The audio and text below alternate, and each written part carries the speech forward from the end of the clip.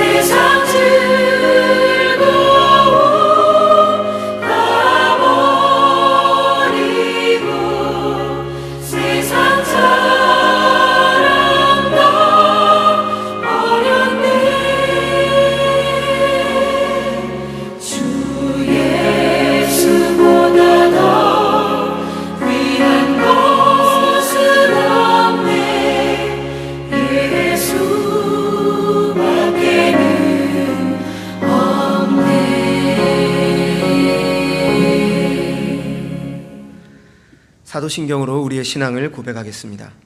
전능하사 천지를 만드신 하나님 아버지를 내가 믿사오며 그 외아들 우리 주 예수 그리스도를 믿사오니 이는 성령으로 잉태하사 동정녀 마리아에게 나시고 본디오 빌라도에게 고난을 받으사 십자가에 못 박혀 죽으시고 장사한 지 사흘 만에 죽은 자 가운데서 다시 살아나시며 하늘에 오르사 전능하신 하나님 우편에 앉아 계시다가 저리로서 산 자와 죽은 자를 심판하러 오시리라. 성령을 믿사오며 거룩한 공회와 성도가 서로 교통하는 것과 죄를 사하여 주시는 것과 몸이 다시 사는 것과 영원히 사는 것을 믿사옵나이다. 아멘. 자리에 앉으셔서 찬송 210장을 함께 부르시겠습니다.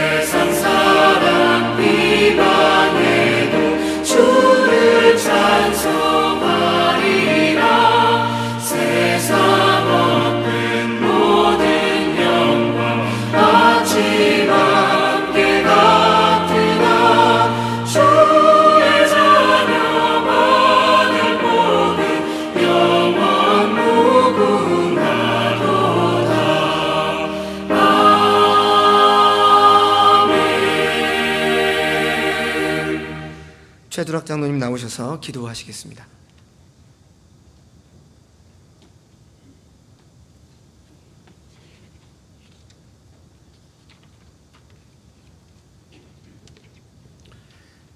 영광과 찬양을 받으실 거룩하신 하나님 아버지, 은혜와 사랑에 감사를 드립니다. 오늘 거룩한 주일을 맞이하여 이 시간 주의 백성들이 하나님을 찬양하며 예배를 드립니다. 우리의 예배가 신령과 진정으로 드리는 예배가 되게 하시고 기뻐 받으시옵소서. 죄로 죽었던 저희를 구원하시고 자녀 삼아 주시어 하늘나라를 소망하며 살아가게 하시니 감사합니다. 하나님 아버지의 인도하심과 섭리 가운데 살고 있지만 하나님의 말씀보다는 우리의 생각과 우리의 주관대로 살아갈 때가 많습니다. 우리의 잘못을 용서하시고 긍휼을 베풀어 주시옵소서. 코로나19로 인하여 많은 사람들이 고통과 어려움에 처해 있으며 또한 희생되고 있습니다. 하나님께서 긍휼하심을 베풀어 주시사 백신과 치료약이 개발되게 하시고 바이러스의 확산이 종식되기를 소망합니다. 그리하여 여호와를 향한 우리의 예배가 회복되게 하시고 성도의 교제와 교회의 사명을 바르게 실천할 수 있기를 빌고 원합니다. 서부중앙교회를 통하여 영광 받으시기를 원하시는 하나님 아버지, 우리 교회가 교회의 참모습을 세워가게 하시고 교회의 사명을 바르게 실천하는 아름다운 교회로 인도하여 주시옵소서. 세우신 목사님과 성도들이 합력하여 선을 이루어가게 하시고 진리의 말씀만이 전파되며 이 지역사회에 구원의 방주의 역할을 다할 수 있기를 빌고 원합니다. 이 시간 예배하는 성도들을 영화롭게 하시며 예배하며 간구하는 기도 소리를 들어 응답하여 주시옵소서. 여러 가지 형편을 따라서 주님께 아뢰는 기도를 들으시고 긍휼히 여기시며 위로하여 주시옵소서. 교회의 여러 기관들이 각각 맡은 일들을 잘 실행하게 하시고 위원장을 비롯하여 봉사하는 손길들 위해 축복하여 주시옵소서. 여름 수련회를 진행하는 주일학교 교육기관들이 모여서 하는 행사는 못하지만 영상으로 준비하는 교사들과 참여하는 학생들이 많은 은혜의 시간이 될 수 있기를 빌고 원합니다. 해외에서 하나님의 복음을 전하는 선교사들 위에도 주님이 동행하셔서 저들의 생명을 안전케 하시며 필요한 것들을 채우시며 코로나로 인하여 어려움에 처한 선교사들을 위로하여 주시옵소서. 나라와 민족을 위해 기도합니다. 장마와 수해로 어려움에 처한 국민들을 위로하시고 남북 관계의 개선과 바이러스의 치료제와 백신 개발 등이 속히 이루어질 수 있도록 위정자들에게 지혜를 주시고 국민들을 위한 바른 정치를 할 수 있도록 인도하여 주시옵소서.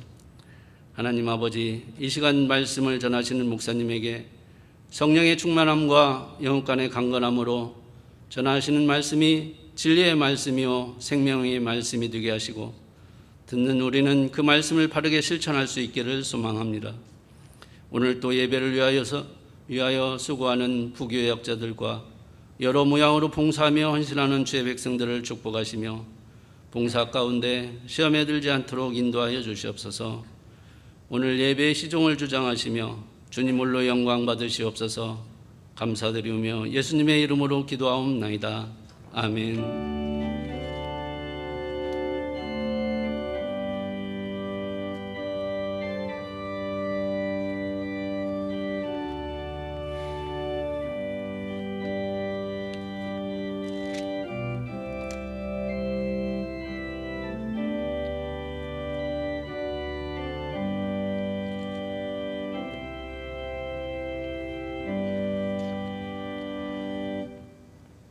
함께 성경 봉독하시겠습니다. 하나님의 말씀은 출애굽기 8장 20절에서 32절까지 말씀입니다.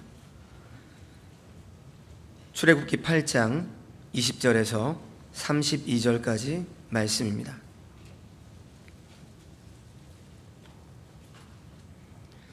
한 절씩 교독하고 마지막은 합독하겠습니다. 제가 먼저 20절 말씀을 읽겠습니다.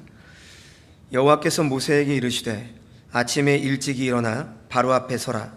그가 물 있는 곳으로 나오리니 그에게 이르기를 여호와께서 이와 같이 말씀하시기를 내 백성을 보내라. 그러면 그들이 나를 섬길 것이니라.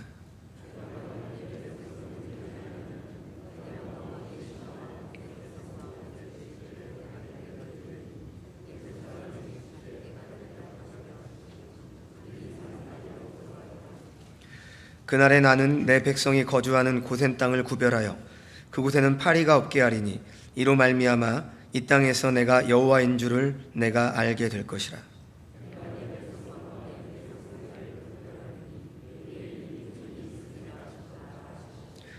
여호와께서 그와 같이 하시니 무수한 파리가 바로의 궁과 그의 신하의 집과 애굽 온 땅에 이르니 파리로 말미암아 그 땅이 황폐하였더라.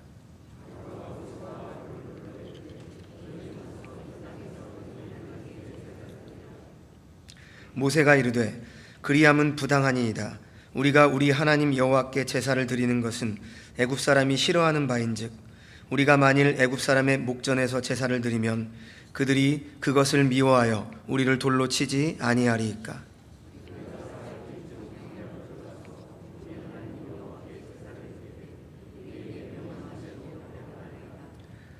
바로가 이르되 내가 너희를 보내리니 너희가 너희의 하나님 여호와께 광야에서 제사를 드릴 것이나 너무 멀리 가지는 말라.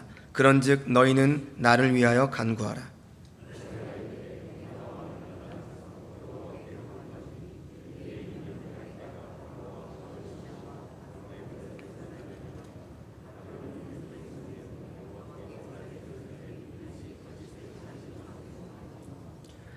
모세가 바로를 떠나 나와서 여호와께 간구하니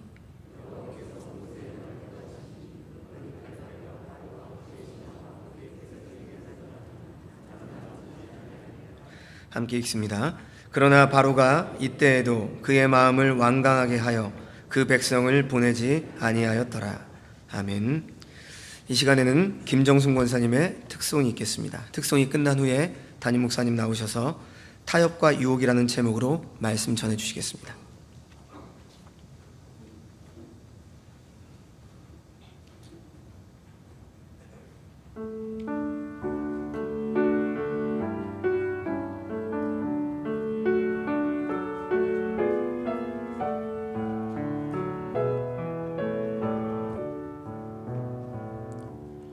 이 세상 어딜 가든지 어디서 무얼 하든지 주는 항상 나와 함께 동행하여 주시네. 능력의 주께서 나를 사랑의 주께서 너를 인도하여 축복하시리. 인도하여 축복하시리. 능력의 주님 사랑의 주 이 세상 어디든 주님 함께 언제나 동행하여 주시네. 언제나 동행하여 주시네.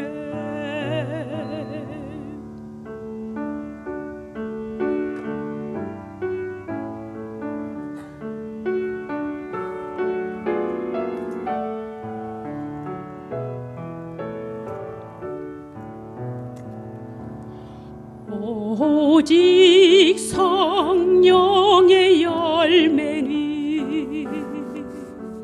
사랑과 희락과 화평 인내와 자비와 영성 충성 온유 절제라. 능력의 주께서 나를 사랑의 주께서 너를 인도하여 축복하시리. 인도하여 축복하시리. 능력의 주님 사랑의 주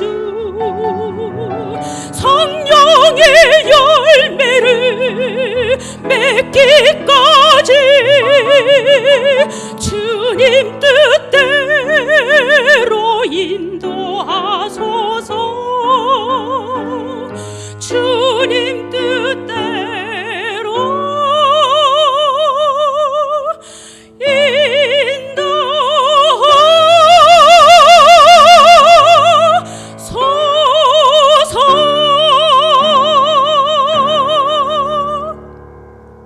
아멘. 출애굽기 4장 22절로 23절을 찾아보시기를 바랍니다. 여기를 보면 출애굽기가 말하는 성도의 신분과 사명이 무엇인가가 간략하게 요약되어져 있습니다. 우리 함께 읽어보도록 하겠습니다. 너는 바로에게 이르기를 여호와의 말씀에 이스라엘은 내 아들 내 장자라. 내가 내게 이르기를 내 아들을 보내주어 나를 섬기게 하라 하여도 내가 보내주기를 거절하니 내가 내 아들 내 장자를 죽이리라 하셨다 하시니라. 여기 보니까 이스라엘은 내 장자라 그래요. 하나님은 이스라엘을 너희는 노예들이다 이렇게 하지 않고 내 아들 내 장자다. 이 장자라는 표현, 이게 내 아들 내 장자에다가 밑줄을 하십시오. 이 표현이 굉장히 영광스러운 표현입니다. 이 사장할 때도 제가 여기다 밑줄 하라고 하지 않았었던가요? 예를 들면 이 장자가 뭐냐면 열왕기하 2장 9절 10절을 보시면 화면을 보면은 그게 나옵니다. 엘리야가 죽기 직전에 엘리사가 졸졸졸 자기 스승을 따라다니면서 뭘 구해요. 그러니까 너는 뭘 구하냐라고 묻습니다. 그때 엘리사가 대답을 이렇게 합니다. 읽어봅니다. 당신의 성령이 하시는 역사가 갑절이나 내게 있게 하소서. 앞뒤를 잘랐습니다마는 여기서 이 갑절이라는 말을 사람들이 오해합니다. 엘리사가 엘리야보다 2배의 능력을 달라고 요구한 것이다. 이건 오해예요. 갑절이라는 말 때문에 당시의 이스라엘은 유산을 상속할 때 장자에게는 2 몫을 주었습니다. 그래서 야곱이 죽을 때 12아들을 축복하면서 요셉에게 와서는 요셉을 축복하지 않고 요셉의 2 아들에게 각각 축복을 해요. 2배로 했다 그 말입니다. 비록 요셉이 장자의 명분은 없지만 실질적으로 네가 우리 가정을 구원한 장자다 그런 뜻이죠. 결국 엘리사가 원한 것은 2배의 능력이 아니라 자신이 엘리야의 장자 즉 후계자가 되고 싶다 하는 뜻이에요. 그런데 열왕기하 2장 10절을 읽어보면 엘리야가 이상한 대답을 합니다. 읽어봅니다. 네가 어려운 일을 구하는도다. 그러나 나를 내게서 데려가시는 것을 네가 보면 그 일이 내게 이루어지려니와 그렇지 아니하면 이루어지지 아니하리라. 여러분 이게 뭐가 어려운 일일까요? 우리 같으면 그래 네가 그렇게 열망을 한단 말이야. 그러면 네가 내 뒤를 이어라 한다든지 그럴 마음이 있으면 지금부터 너는 나에게 충성을 하고 내 말을 잘 들어라 한다든지 아니면 몇 날 며칠 와서 나에게 안수받아라 라고 할 것 같은데 엘리야는 그건 어려운 일이다 그래요. 아니 손 한 번 놓는 게 뭐가 어려운 일이고 말 한 번 하는 것이 뭐가 어려운 일일까요? 여기서 우리는 기독교 신앙의 오해를 보게 됩니다. 그게 뭐냐면 우리는 하나님의 하시는 일을 자꾸만 인간인 내가 하는 것처럼 착각해요. 하나님의 능력의 문제를 그 능력의 근원이고 원천이신 하나님을 잊어버리고 무시해버리고 내가 능력을 가진 사람이고 남과 내가 특별히 다른 존재여서 내가 뭐 이 능력을 임파테이션 물려주기도 하고 누구에게 전이시켜주기도 하는 것처럼 오해하고 착각하고 한국교회는 그게 지금 넘쳐나요. 그게 신사도주의예요. 그런데 저는 이런 표현은 잘못이라고 보지만 소위 불의 종, 이 불의 종이라는 표현을 저는 잘못이라고 본다 그 말이에요. 불의 종이라고 불리우는 엘리야가 이것을 바르게 이해하고 있기 때문에 어려운 일이다 그러는 겁니다. 그러면서 이렇게 말을 하죠. 나를 너에게서 데려가는 것을 보면 이 보면이라는 말은 보여주신다면 그러면 그게 가능할 것이다. 말하자면 사람이 내 마음대로 결정할 수 있는 것이 아니라 하나님이 보여주신다면 즉 하나님의 뜻이어야 네가 내 후계자가 되는 것이다. 이렇게 지금 이야기를 한단 말이죠. 그만큼 하나님께로부터 장자권을 인정받는 것은 엄청난 축복이고 놀라운 특권이고 하나님께 속한 것, 하나님께 달려있는 것이다. 그렇다면 하나님께서 이스라엘을 너는 내 아들 내 장자라 라고 한 것은 굉장한 이야기입니다. 이거 우리가 하나님의 자녀가 된 것도 마찬가지인 거죠. 지금까지 오랜 세월을 노예로 살았던 사람들에게 하나님이 내가 너의 아버지가 되어주겠다라고 하시고 너는 내 장자라 하시는 이 하나님 때문에 나는 행복합니다 라고 말하는 것이 이게 신자죠. 이게 신앙의 축복이에요. 그리고 그것이 오늘 본문 출애굽기 8장 23절에도 또 등장을 합니다. 내가 내 백성과 네 백성 사이를 구별하리니. 여러분 보세요. 구별이라는 말이 나오는데요. 내 백성과 네 백성을 구별한다. 이게 내 아들 내 장자라는 말씀이에요. 이게 신약에 오면은 너는 성도다. 하나님의 자녀되는 권세다. 이렇게 말을 하는 겁니다. 그러므로 내가 성도가 됐다는 것은 그렇게 나에게 주신 하나님의 장자로 구별된 신분으로 이제부터는 살겠다라는 뜻이에요. 우리가 그런 특권과 축복을 받은 사람이라는 것을 감사함으로 사는 그런 성도가 되시기를 바랍니다. 그렇게 하나님의 장자가 된 사람들이 해야 할 일이 뭐냐? 다시 출애굽기 4장 23절을 보시면 그거를 이렇게 말을 해요. 하나님을 섬기는 것이다. 그러니까 첫 번째 신분은 장자라는 거고, 이 장자가 해야 할 일은 딱 하나, 하나님을 섬기는 것이다. 그런데 이 섬기는 것에다가 밑줄을 하십시오. 출애굽의 목적은 노예들을 건져서 장자로 신분을 회복시킨 다음에 하나님을 섬기는 건데, 이 섬긴다가 세번역이나 NIV나 원문에는 예배한다, 워십이라고 되어져 있어요. 그러니까 하나님을 예배하는, 성도가 된 뒤에 우리는 어떻게 살며 뭐를 하며 살며 성도의 사명이 뭐냐? 예배하는 사람이 되는 거다. 여기에 다 녹아져 있는 거예요. 봉사든 섬김이든 그 무엇이든지 간에 선교를 해도 예배가 없으면 소용이 없습니다. 선교사들이 제일 어려운 것이 이렇게 수백 명, 수천 명씩 모여서 예배드리다가 선교지에 딱 가면은 홀로 남아버리니까 한 가정만 예배가 잘 안 된대요. 예배가 안 되는 세월이 10년, 20년 되면은 이게 믿는 사람, 안 믿는 사람 구분도 잘 안 돼. 예배하는 사람, 이게 성도의 사명이에요. 하나님을 잘 섬긴다는 게 뭐냐? 예배하는 거다. 예배에 성공하는 사람, 즉 예배의 은혜를 받는 사람이 하나님을 잘 믿는 사람입니다. 예배 시간에는 하품만 나오는 사람은 아무리 봉사를 해도 잘 믿는 사람 아니에요. 근데 하나님의 백성들은 이것을 모릅니다. 왜냐하면 이스라엘의 영적인 상태가 변했기 때문입니다. 그래서 출애굽기 3장 13절을 보면 이스라엘은 하나님의 이름이 뭐냐라고 물어볼 정도로 영적으로 형편없는 상태에 빠졌다고 말이죠. 이런 영적인 상태는 출애굽기 5장 21~22절에서 바로 왕의 마음 심기를 불편하게 할까 봐, 그래서 미움을 받고 생활이 곤란해질까 봐 전전긍긍하는, 이걸 뭐라고 그러냐면 노예근성이라고 합니다. 노예근성이라는 건 이런 거예요. 생활의 무거운 짐과 고난으로 가득 차 있어서 항상 고난이 심한 사람은 기도를 하는 것이 아니라 육신의 안일과 쾌락을 추구합니다. 그게 노예근성이에요.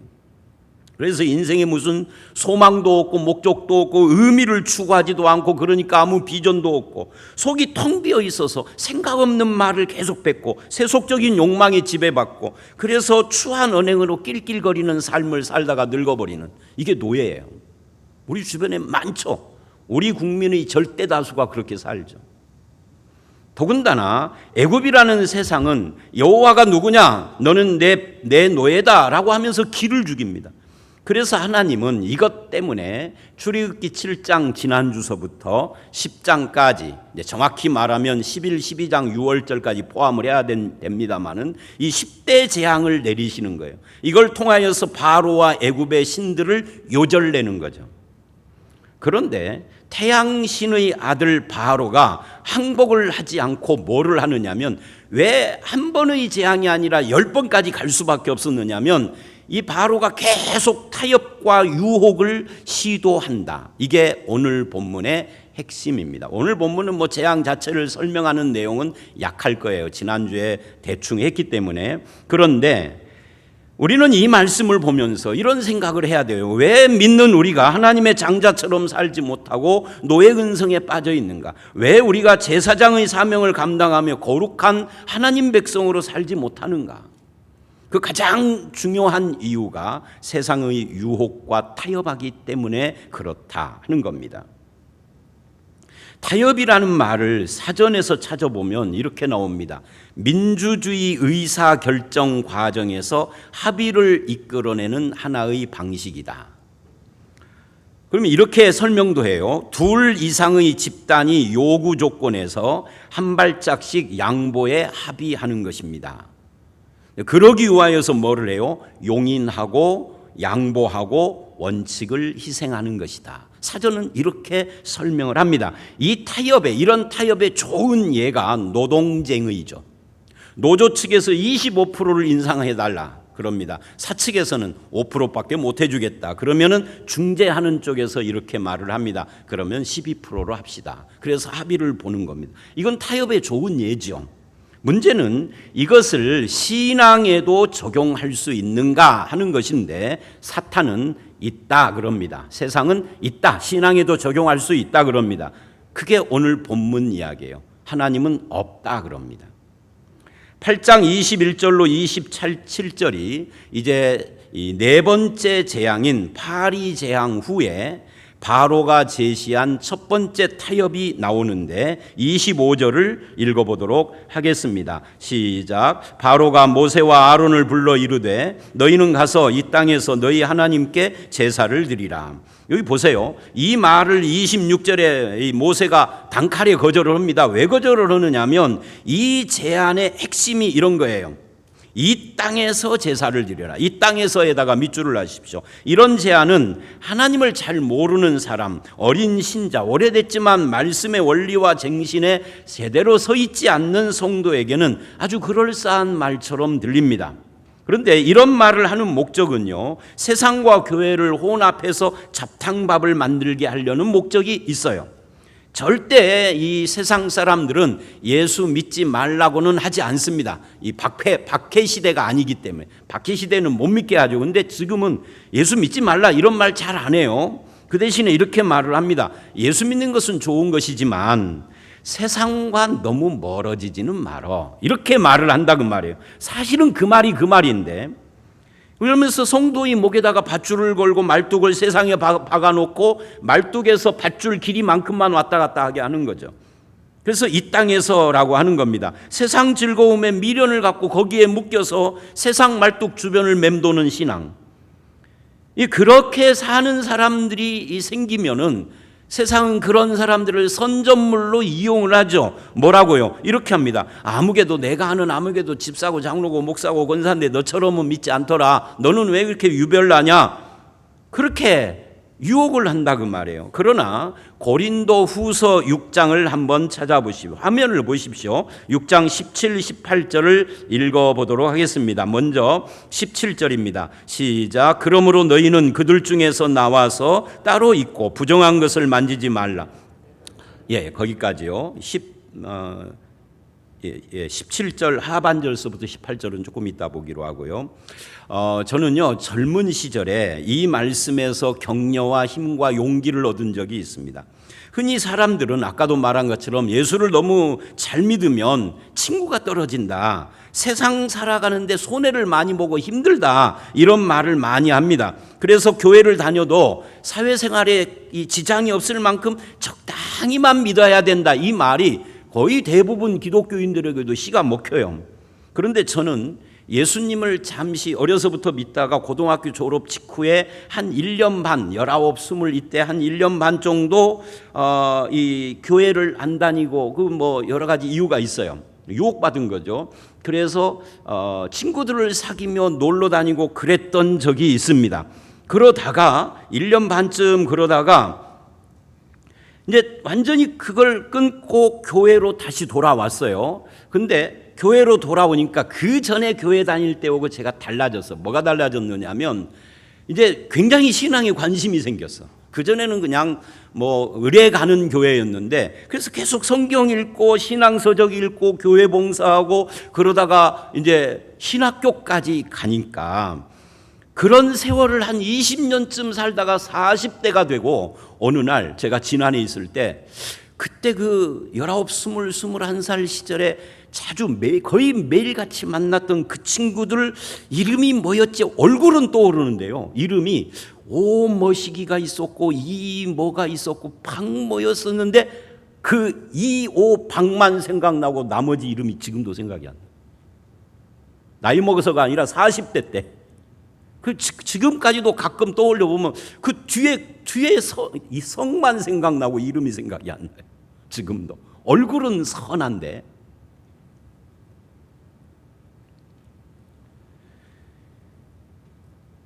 그래서 저는 친구들을 다 잊어버리고 잃어버리고 망해버렸나요? 그렇지 않죠. 새로운 친구들을 사귀었죠. 제 인생이 친구도 없이 외로운 인생으로 쓸쓸히 늙어가는 불쌍한 노인이 됐을까요? 천만의 말씀이죠.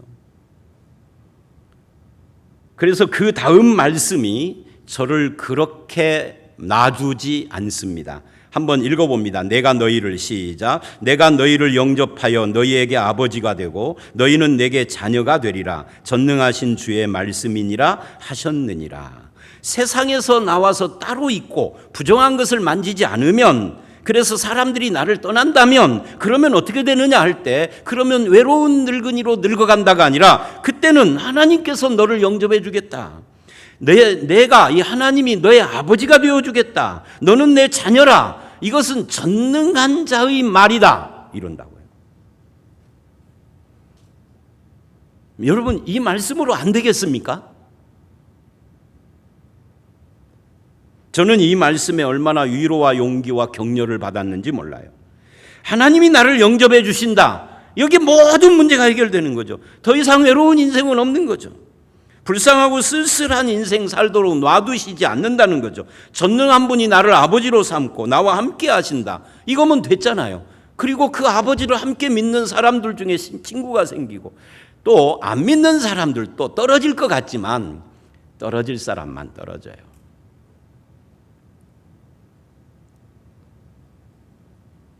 많은 사람들이 하는 말이, 왜 구태여 애굽이라는 세상에서 나오려고 하느냐, 그곳에 그대로 두시고 영향력을 행사하며 빛과 소금의 역할을 하면 됐지라고 생각을 합니다. 그러나 여러분, 출애굽의 최종 목적지가 가나안 땅이라는 것을 생각해 보셔야 합니다. 이게 왜 중요하냐면, 여러분, 가나안 땅이 어떤 땅이에요? 성경에서 보면 가나안 땅을 애굽과 비교를 할 때 항상 하는 말이 젖과 꿀이 흐르는 땅이다 그럽니다. 그런데 사실은 정말 젖과 꿀이 흐르느냐? 그렇지 않아요. 대부분이 산악지대고 광야 모래지대고, 물론 요단강이 있지만 세계 문명의 발상지인 애굽의 나일강의 풍부함에 비교하면은, 심지어 서울 한강이나 여기 군산의 금강 하구뚝과 비교해도 요단강이라는 것은 그냥 시냇물 같은 곳이에요. 그렇다면 젖과 꿀이 흐른다라는 것은 지형적이고 장소적인 의미가 아닙니다. 애굽과 가나안의 영적인 이 비교를 해도 마찬가지입니다. 가나안도 애굽은 나와야 할 땅이지만 가나안은 정복해야 할 땅이에요. 그냥 똑같다 그 말이죠. 땅 자체가 특별한 것은 아니다. 세상적으로나 영적으로나. 예를 들면 이제 아브라함을 부르실 때 가나안이 갈대아 우르보다 특별하거나, 영적으로 이 갈대아 우르는 우상과 귀신이 득실거리는데 가나안은 영적으로 깨끗하고 거룩하고 그래서 귀신도 없고 우상도 없는 청정지역이었느냐? 그렇지 않습니다. 이제 도표를 한번 보도록 하겠습니다. 그런데 하나님은 왜 갈대아 우르, 지금까지 살던 땅을 떠나라고 할까?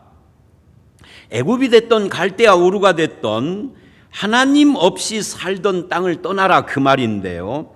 그래서 하나님 없는 세상을 떠나 어디로 가라 하느냐면 가나안 땅으로 가라예요. 그런데 가나안 땅도 하나님이 없는 곳이에요. 땅은 똑같아. 그런데 어떻게 가느냐 하면 그냥 가는 것이 아니라, 이제 이것 때문에 10대 재앙을 통해서 하나님이 누구신지를 알고, 유월절과 홍해를 통해서 구속의 은혜를 입고, 시내산에서 하나님의 백성 자녀 신부로 언약식을 하고, 이게 이제 출애굽기 전체 내용이거든요. 왜? 이런 과정을 통하여서 목표는 딱 하나예요. 변화.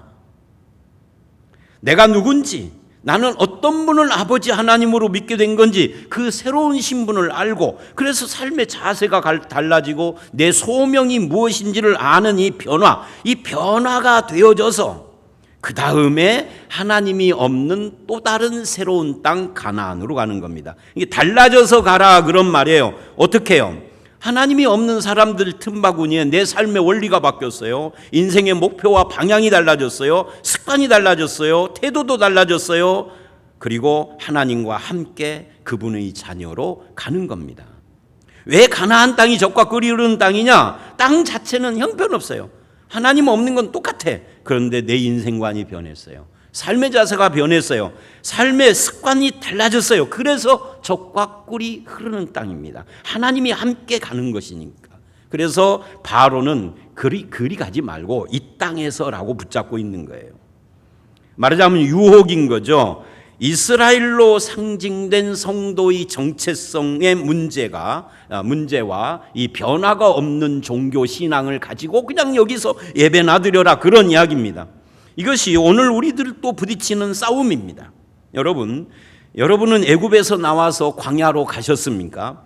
예수를 믿는다, 구원의 확신이 있다라고 하면서도 삶의 원리, 정신, 태도, 방향이 전혀 바뀌지 않았다면 애굽을 떠나왔어도 안 떠나온 거예요. 그렇게 되면 신앙에 재미도 없어요. 뭔가 예배당에 앉아 있어도 뒷덜미를 빨리 예배, 저 목사 오늘은 설교가 기네, 빨리 끝내야 지금 어디 가는, 이러고 앉았다는 말이죠. 재미가 하나도 없는 거죠. 이게 바뀌어져야 돼요. 말뚝박고 그 주변에서만 맴돌게 하는. 그러니까 신앙에 행복이 없는 거예요. 이 줄을 끊어버리면 신앙의 행복과 기쁨이 있습니다. 왜? 내가 너의 아버지 되어주겠다, 전능한 하나님이라, 여기에 다 있는 거거든요.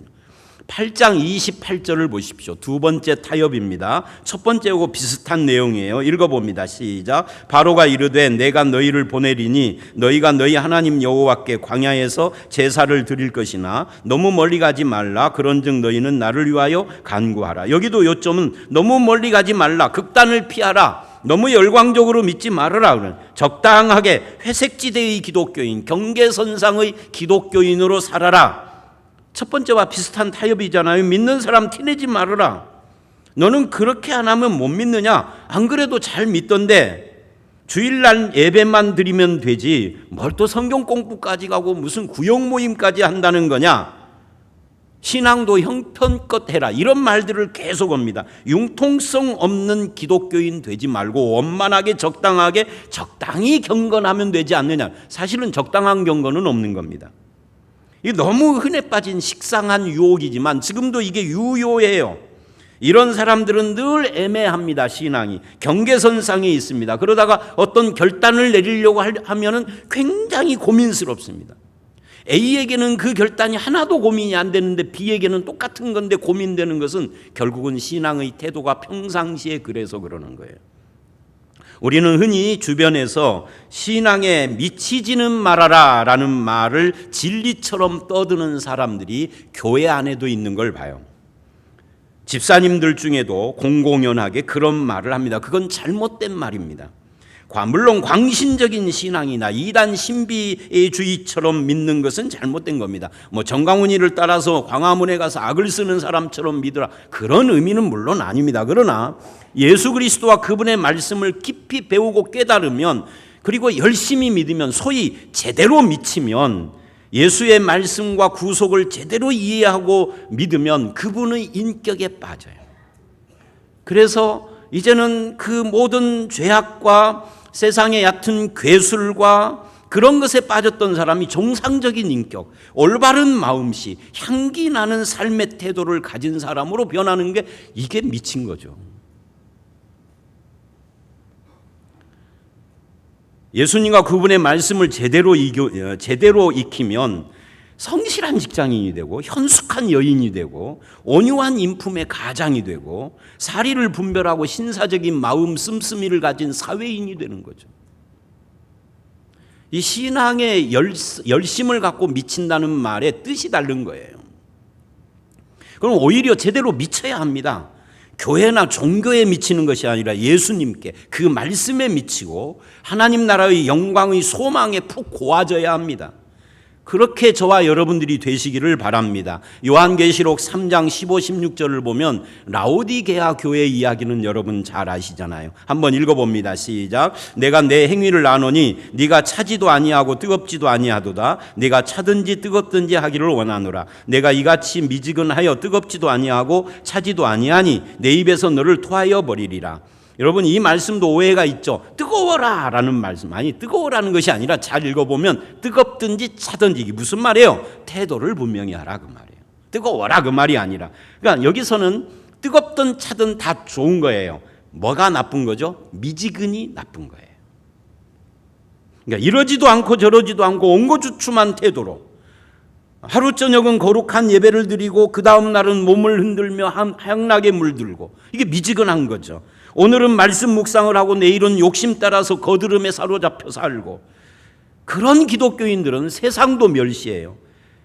그런 영혼은 짜증이 나요. 그런 사람의 모습은 초라해지는 겁니다. 여러분, 신앙의 애매한 회색지대, 경계선, 이거 없애야 합니다. 여러분이 그거 없습니까?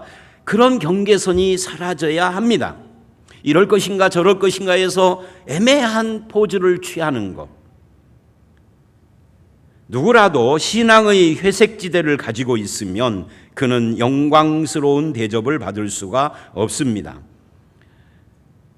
골로새서 1장 19절로 23절을 한번 보시기를 바랍니다. 우리가 예수님께 푹 빠져서 제대로 믿으면 어떻게 되는지를 설명하는 말씀이에요. 읽어봅니다. 시작. 아버지께서는 모든 충만으로 예수 안에 거하게 하시고 그 십자가의 피로 화평을 이루사 만물 곧 땅에 있는 것들이나 하늘에 있는 것들이 그로 말미암아 자기와 화목하게 되기를 기뻐하심이라. 전에 악한 행실로 멀리 떠나 마음으로 원수가 되었던 너희를 이제는 그의 육체의 죽음으로 말미암아 화목하게 하사 너희를 거룩하고 흠없고 책망할 것이 없는 자로 그 앞에 세우고자 하셨으니 만일 너희가 믿음에 거하고 터 위에 굳게 서서 너희 들은 바 소망의 복음의 소망에서 흔들리지 아니하면 그리하리라. 거기까지요.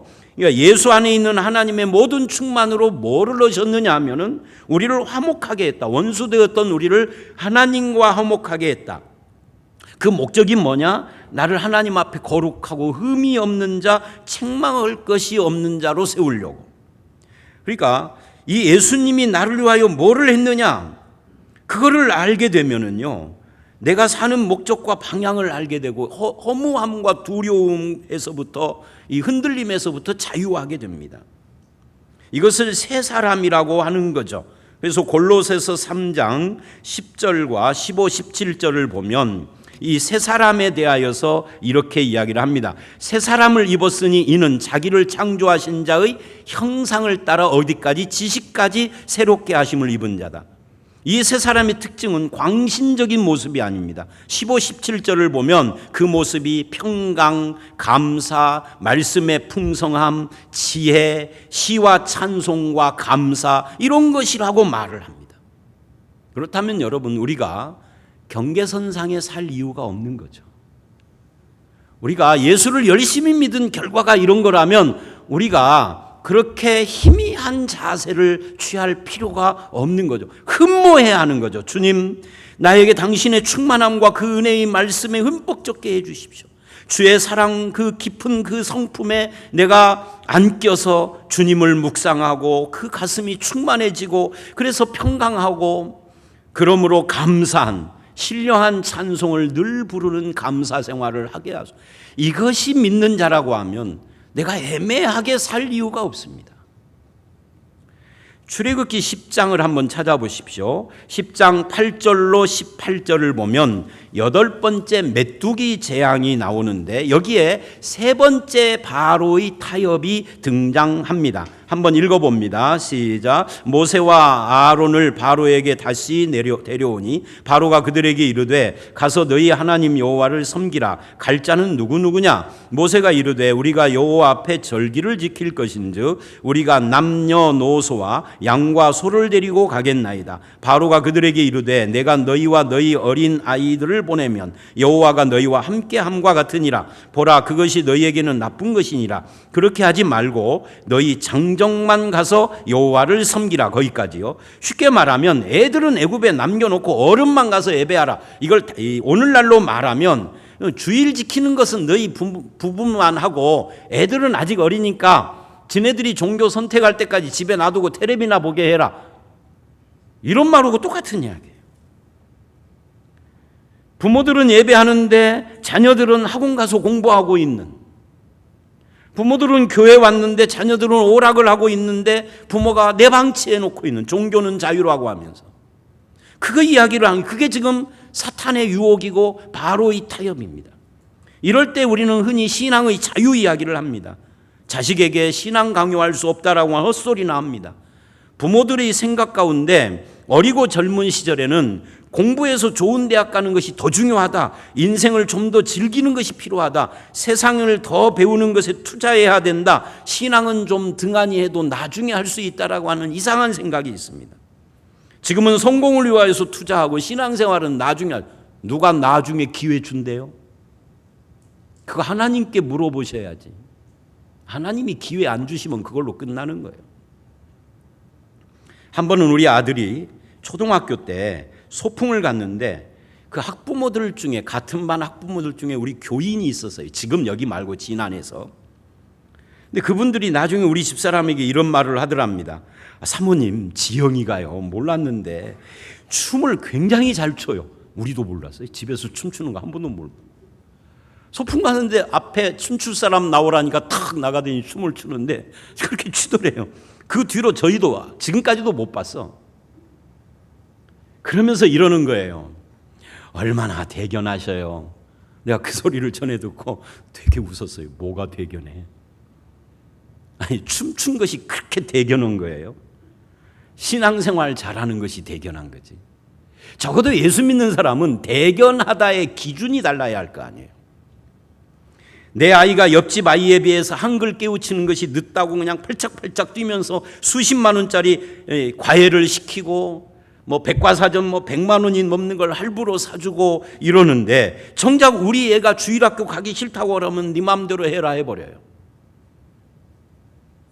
말씀을 잘 배우고 있는지, 주일학교를 보내도 믿음으로 잘 자라고 있는지, 식기도는 빼놓지 않고 잘하는지, 주기도문 사도신경은 외우는지, 이 아이가 신앙이 이쁘게 성장하는지 주일학교 선생님 만나서 밥 한 끼라도 사주셔야 하는데 그런 건 안 해요.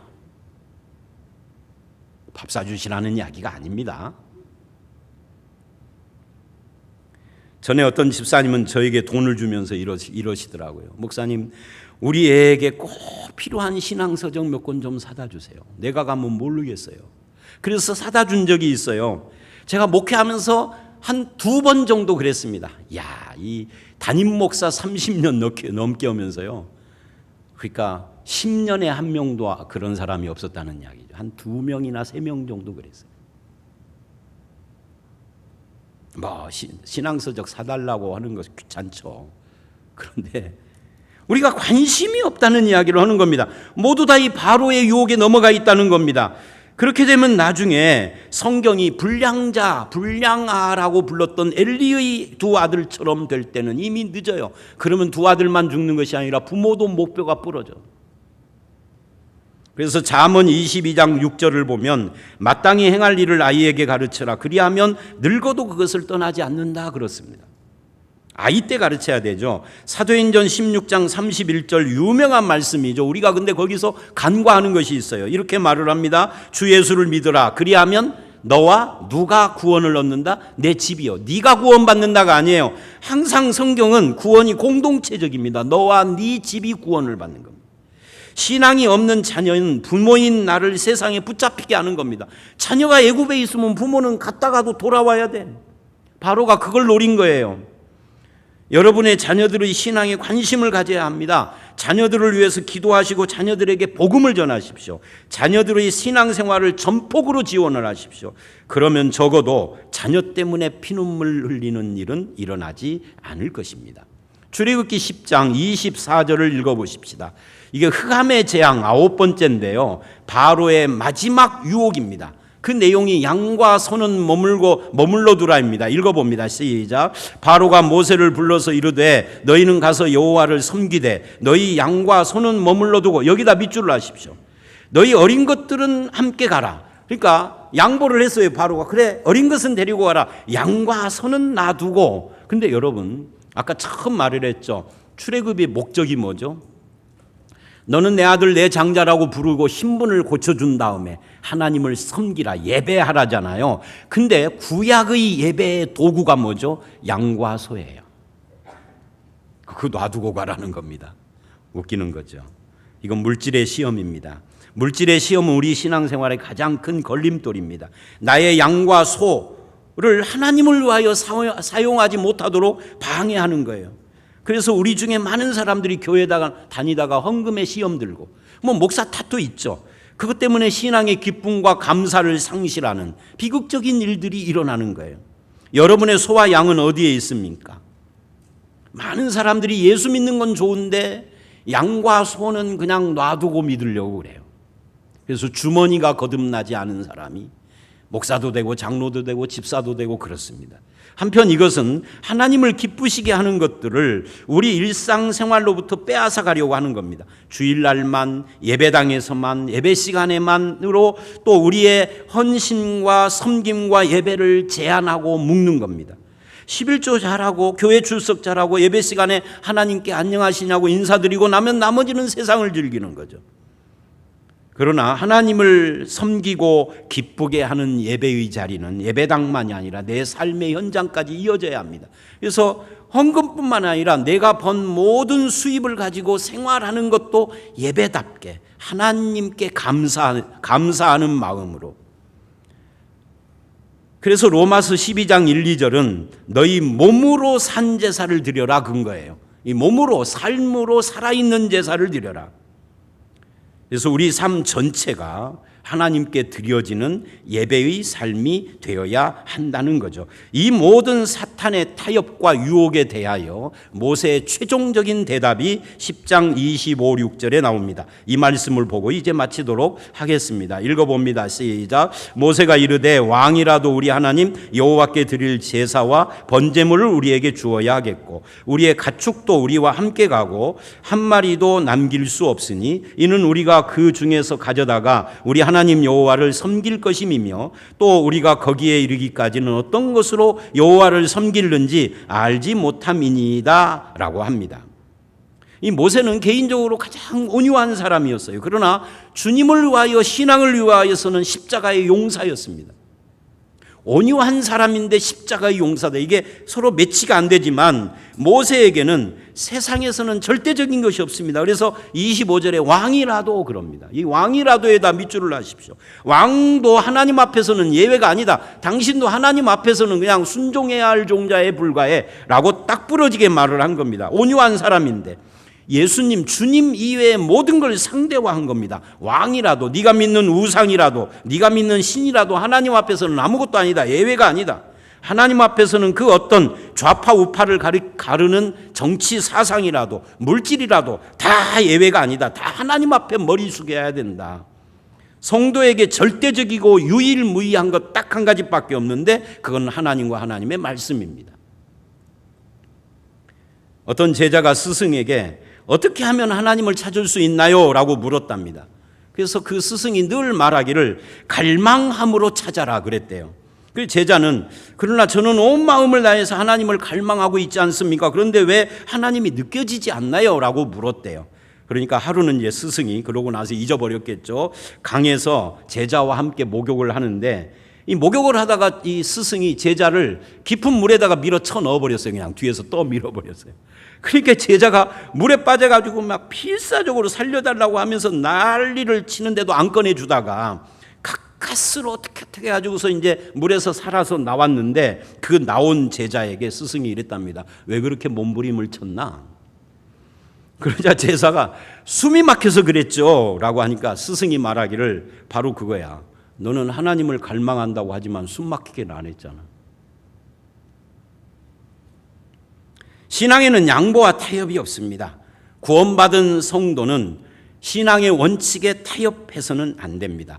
100% 순종을 해야 되고 미지근한 믿음을 가지면 안 되고 경계선에 있으면 안 되고 항상 숨 막히듯이 뜨거운 믿음으로 세상이 제시하는 편리한 신앙이 아니라 성경이 말하는 그 길을 걸어가는 그런 성도가 다 되시기를 주의 이름으로 축원합니다. 함께 기도하겠습니다. 하나님 아버지 그렇습니다. 오늘 네 가지 바로의 타협과 유혹을 보면서 우리의 신앙의 유혹이 무엇이고 어떤 자세를 가지고 신앙생활을 하는 것이 하나님의 장자다운 성도의 모습인가, 하나님을 섬기는 자의 바른 모습이 무엇인가를 생각해 봤습니다. 우리가 생각에서 그치지 않게 하시고 진실하고 뜨거운 마음으로 주님이 말씀하시는 장자의 사명 잘 감당하는 그런 성도가 되도록 역사해 주시옵소서. 하나님을 택하고 믿음으로 설 때 하나님이 아버지 되시고 내 손을 붙잡아 주시고 그 인생 절대 외롭거나 쓸쓸해지지 않도록 주님께서 축복하시고 인도해 주실 줄 믿사옵고 예수님 이름으로 기도드렸사옵나이다. 아멘. 찬송 217장 함께 부르시면서 헌금 봉헌하겠습니다.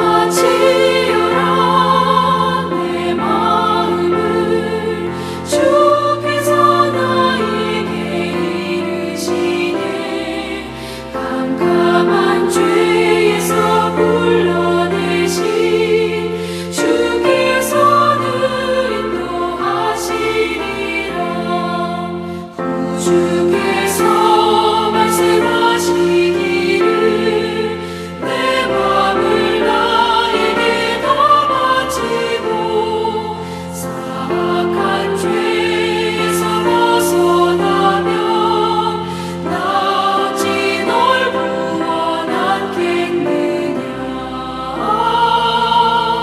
바치어라 내 마음을 주께서 나에게 이르시네 깜깜한 죄에서 불러내신 주께서는 인도하시리라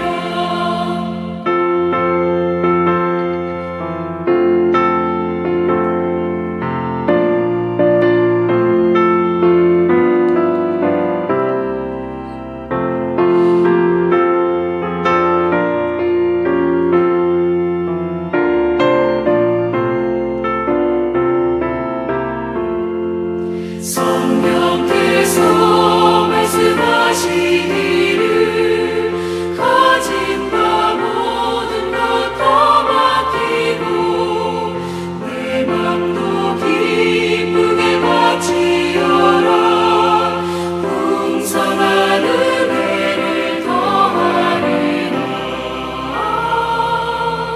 바치어라 내 마음을 주께서 나에게 이르시네 깜깜한 죄에서 불러내신 주께서는 인도하시리라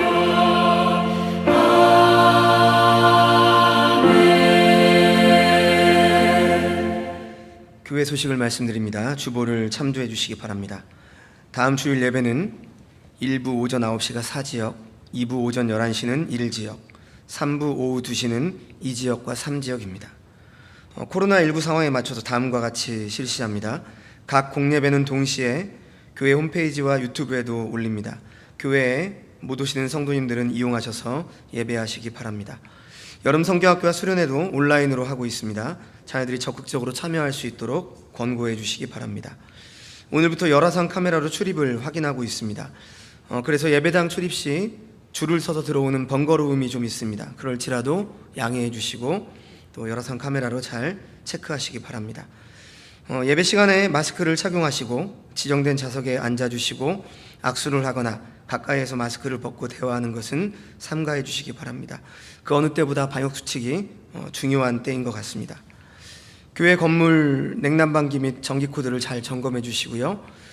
다음 주에는 총회 세례교인 헌금 주일입니다. 세례교인 한 사람이 7,000원씩을 준비해서 봉투에 세례교인 헌금이라고 기록하시고 헌금함에 넣어주시면 됩니다. 또 교회에서 헌금 봉투도 준비를 해놓은 것으로 알고 있습니다. 1년에 한 번씩 드리는 성도님들의 이 헌금은 교단 총회에 보내지게 되고요. 총회의 선교와 구제와 교육 등 각종 사역을 위해서 사용이 됩니다. 교회의 개인 어떤 교회의 헌금이 아니라 총회로 올라가는 헌금임을 기억해 주셨으면 좋겠습니다.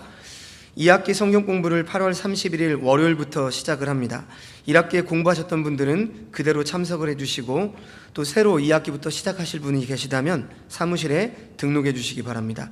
양육반은 화요일 오전 10시에 교육관 3층, 월요일 저녁 7시 30분 교육관 3층입니다. 그리고 제자반은 화요일 오전 10시 교육관 4층이고 화요일 저녁 7시 30분에 교육관 3층에서 있습니다. 매일 성경 9월 10월호가 나왔습니다. 구매하셔서 말씀 묵상의 삶을 사시기 바랍니다. 다음 주일 예배 안내위원은 주보를 참조해 주시고요. 지난주에도 광고를 한번 했는데요. 교회 앞길에서 삼성 노트북 컴퓨터를 습득을 했습니다. 서울대 마크가 부착되어 있고 김민우라는 이름으로 락이 걸려 있습니다. 사무실에서 찾아가 주시고요. 계속 주인이 찾아오지 않을 때에는 근처 경찰서에 저희가 전달하려고 생각을 하고 있습니다. 마칫교회에서 예수병원 선교의 목적으로 만든 호박식혜를 판매를 합니다. 가격은 900ml 한 병에 4,000원입니다. 총 100병 정도가 준비되어 있는데 좋은 목적으로 판매를 하는 것이니까 구입해 주셨으면 감사하겠습니다. 이제 다 함께 자리에 일어나셔서 찬송가 57장을 함께 부르시고 담임 목사님 나오셔서 헌금을 위해 기도하시고 축도하심으로 예배를 마치겠습니다.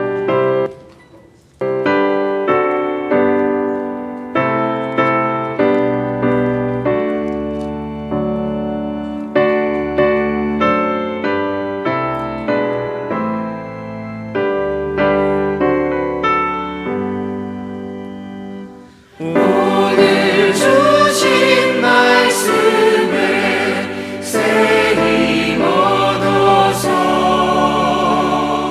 세상으로 나가서 살아갈 때에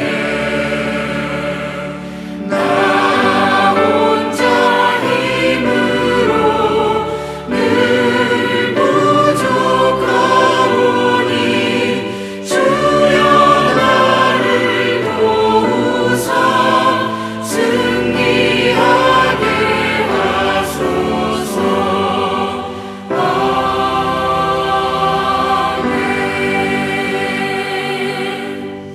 하나님, 우리가 신앙생활을 할 때 항상 내가 하나님의 자녀, 하나님의 장자라고 하는 것과 하나님을 섬기고 예배해야 한다라는 이 신분과 사명을 도절하는 유혹과 타협들이 끊임없이 우리를 향하여 다가옵니다. 그럴 때일수록 항상 주님의 말씀을 의지하게 하시고 아버지 되신 하나님의 전능하심을 붙잡을 수 있도록 인도해 주시옵소서. 전능하신 나의 아버지 되신 하나님의 은혜를 감사히 여기며 오늘 또 주님 앞에 나올 때 우리의 몸과 마음, 시간, 정성, 물질을 드렸습니다. 주일헌금 11조 감사, 선교, 구제, 헌금 등을 드린 모든 주의 백성들과 함께 하시고 드려진 물질이 하나님 나라와 그 영광을 위하여 쓰여지게 하시며 헌금을 드리지 못한 형제 자매들이 있을지라도 우리 모두의 삶이 전능자의 자녀된 삶으로 주의 손에 붙들리고 말씀의 인도 따라 살아가는 복된